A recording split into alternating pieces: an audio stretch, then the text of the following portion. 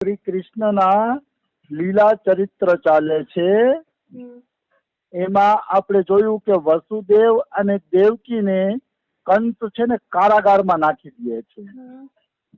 કારાગારમાં એટલે નાખી દે છે કે નારદજી આવીને ચડાવી ગયા કે આ બધા યદુવંશી દેવતા છે અને વિષ્ણુ ભગવાને તમને મારવા માટે જ આ દેવતાઓની વચ્ચે અવતાર લીધો છે. આવું ચડાવી ગયા એટલા માટે એને બધાને કારાગારમાં નાખી દીધા.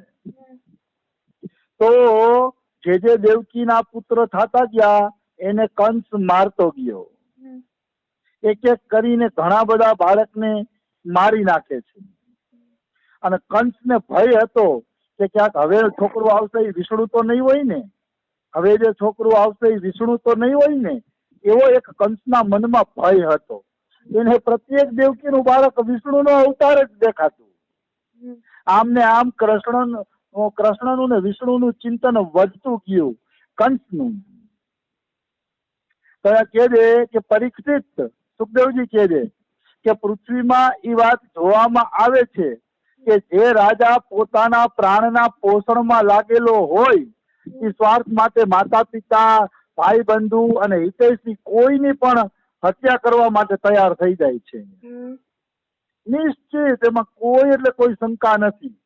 કંસ હવે એટલો સ્વાર્થી બની ગયો હતો, એને ખબર પડી ગઈ કે આ બધા દેવતાઓએ અવતાર લીધો છે મને મારવા માટે, એટલે એવો સ્વાર્થી બની ગયો. પાછો કંસને ખબર હતી કે હું આગલા જન્મમાં કાલ નેમી નામનો અસુર હતો. એ કંસને ખબર હતી અને વિષ્ણુ ભગવાને મને મારી નાખ્યો હતો એ પણ કંસને ખબર હતી. એટલે કંસે યદુવંશી સામે ઘોર વિરોધ કરી લીધો.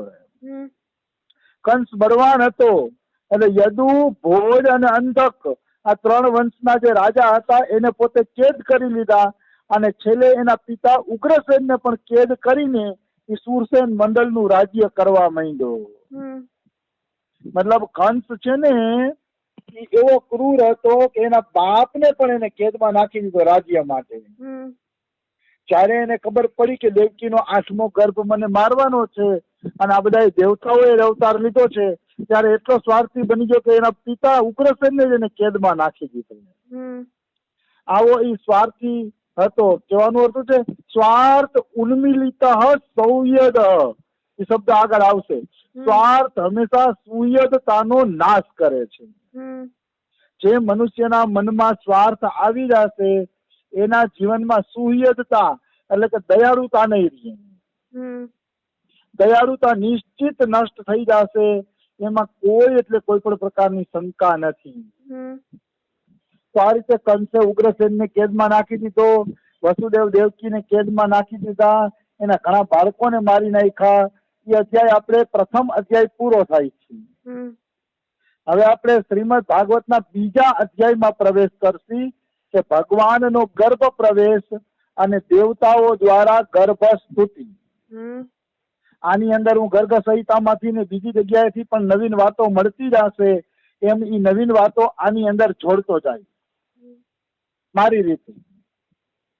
તો અહીંયા ભગવાનનો ગર્ભ પ્રવેશ ને દેવતાઓ દ્વારા ગર્ભ સ્તુતિ એ અધ્યાયની શરૂઆત કરીએ આપણે. તો સુખદેવજી કહે છે કે પરીક્ષિત, કંસ એક સ્વયં બળવાન હતો અને બીજું જરાસંધ એનો સસરો બની ગયો હતો, એટલે એનું બળ ઓર વધી ગયું હતું. એક તો પોતે દુષ્ટ હતો અને બળવાન હતો, પાછો જરાસંધ એનો સસરો બન્યો એટલે એની શક્તિ ઓર વધી ગઈ. પછી એને પ્રલંબાસુર, બકાસુર, ચાણુર, તૃણાવર્ત, અગાસુર, મુષ્ટિક, અરિષ્ટાસુર, પૂતના, કેસી અને ધેનુક તથા બાણાસુર ને ભૌમાસુર આટલા રાજાઓને જીતી લીધા હતા. એટલે આટલા બધા અસુરો એના સહાયક બની ગયા હતા. તો અહીંયા લખે છે કે આટલા બધા અસુરોના નામ જપ ભાગવતમાં આપવાની શું જરૂર છે? ભાગવત તો ભગવાનની લીલા કથાનો ગ્રંથ છે.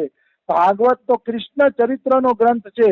તો આટલા અસુરોના નામ આપણે લેવા પડે ને ભાગવતમાં આપ્યા હોય તો કે આ અસુરોના નામ એટલા માટે આપવામાં આવ્યા છે કે આ બધા લોકો કૃષ્ણના હાથે મરવાના છે.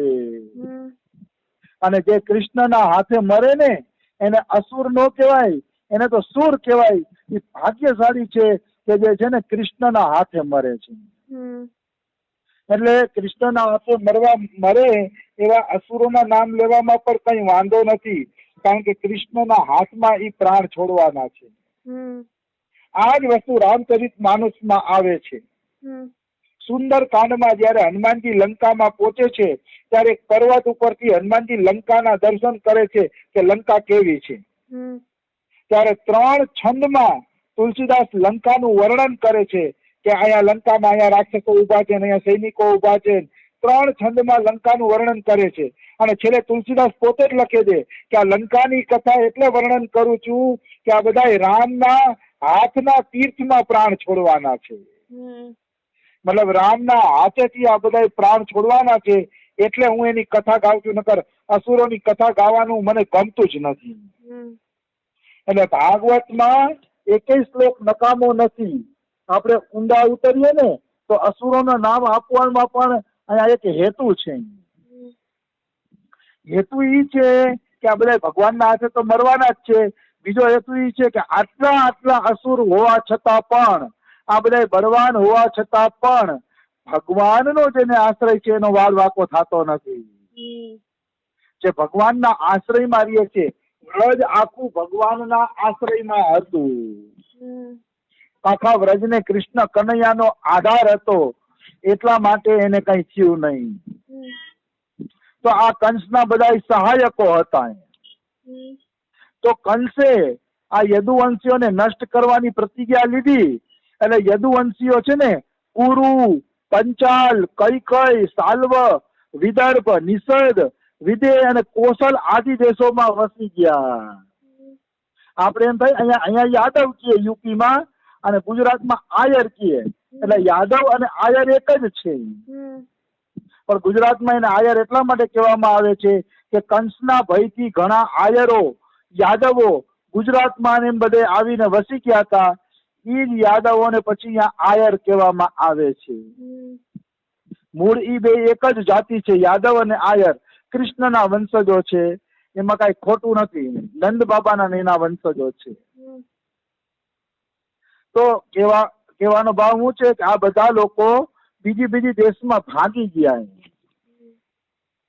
ઘણા લોકો ઉપરથી તો મથુરામાં રહ્યા કે કંસનું કામ કરવામાં રહ્યા કે, પણ અંદરથી કંસ ગમતો નહોતો એને. પણ હવે એની સંપત્તિ એટલી બધી અહીંયા હતી કે એને છોડીને જવાય એમ નહોતી. એટલે કંસને હાજી કરીને પણ ઘણા લોકો રહ્યા. આ રીતે કંસે દેવકીના એક બાળકો કરીને 6 બાળકોને મારી નાખ્યા. એટલે 7મા ગર્ભમાં અંશ સ્વરૂપે શેષનાગ પધાર્યા. તો ભાગવતમાં ટપ્પુ કરીને નીચે અર્થ કરે છે કે કાનુડા પેલા શેષનાગ કેમ પધાર્યા, શા કારણે પધાર્યા.